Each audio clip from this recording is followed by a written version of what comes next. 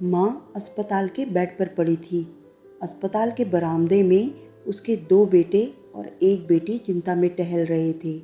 तीनों भाई बहन को अपनी माँ की सेहत की चिंता तो थी, लेकिन उससे भी ज़्यादा चिंता इस बात की थी कि अब माँ को अपने साथ कौन रखेगा। जब तक माँ स्वस्थ थी, वह इन तीनों से अलग अपने पुराने घर में रहती थी, लेकिन अब ऐसा करना खतरे से खाली नहीं होता और ऐसा करने से समाज में तीनों बेटे बेटियों का नाम भी खराब होता। लोग कहते कि देखो कैसी औलादें हैं, बीमार माँ को अकेला रहने के लिए छोड़ दिया। 1 घंटे से बिना कोई बातचीत किए वह तीनों अपने अपने विचारों में खोए हुए थे। फिर बहन ने चुप्पी तोड़ते हुए अपने बड़े भाई की तरफ देखते हुए कहा, भैया आप बड़े हैं, इसीलिए आपका कर्तव्य है कि माँ को ज़रूरत के समय आप रखें और उनकी देखभाल करें।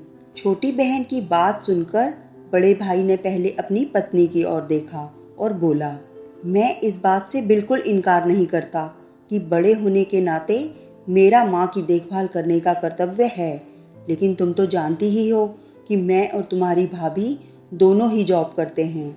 ऐसी हालत में माँ के साथ किसी न किसी को हर वक्त उनकी देखभाल करने के लिए उनके साथ रहना पड़ेगा, जो हमारे लिए बहुत मुश्किल हो जाएगा। बहन, तुम तो पूरा दिन घर में ही रहती हो, तुम माँ को अपने साथ क्यों नहीं रखती? पैसों की चिंता मत करना, जो भी खर्चा आएगा मैं दे दूँगा।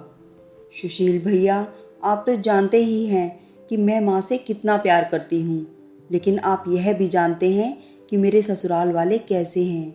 मैं यह बिल्कुल भी बर्दाश्त नहीं कर पाऊँगी कि कोई मेरी माँ को और मेरे भाइयों को भला बुरा कहे। इसीलिए अच्छा यही होगा कि माँ को अनिल भाई के यहाँ रखा जाए। बड़े भाई सुशील ने भी छोटे भाई अनिल के यहाँ माँ को रखने के लिए सहमति जताई। आप यह कैसी बातें कर रहे हो? क्या आपने नहीं देखा कि माँ कभी भी मेरे घर 2 दिन से ज़्यादा रही ही नहीं है? उनका मेरे यहाँ मन लगता ही नहीं है, फिर कैसे वह इतने दिन मेरे घर रह पाएंगी? छोटे भाई ने अपनी असहमति जताते हुए कहा।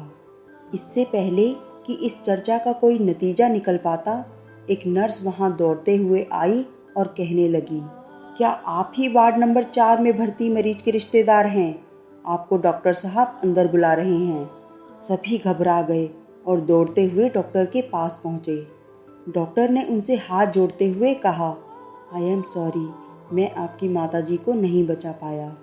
डॉक्टर की इस खबर ने सबके चेहरे पर झूठी दुख की परत तो चढ़ा दी थी, लेकिन सभी के दिल के किसी कोने में इस बात की खुशी भी छुपी हुई थी कि अब उन्हें माँ को नहीं संभालना पड़ेगा और माँ की वजह से उन्हें परेशान नहीं होना पड़ेगा।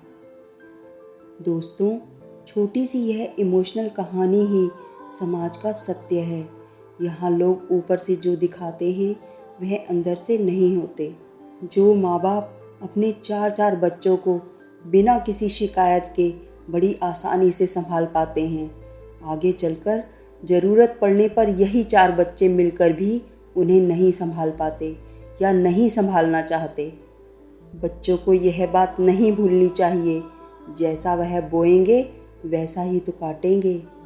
अगर आज वह अपने माँ बाप के साथ बुरा बर्ताव करते हैं तो उन्हें यह याद रखना चाहिए कि उनके बच्चे भी बड़े होंगे और वह भी बूढ़े होंगे। जो उन्होंने अपने माँ बाप के साथ किया है, उनके बच्चे भी उनके साथ वही करेंगे। दोस्तों, अपने दिल से छल कपट निकाल दीजिए और सच्चे मन से अपने माता पिता की, अपने बुजुर्गों की सेवा कीजिए।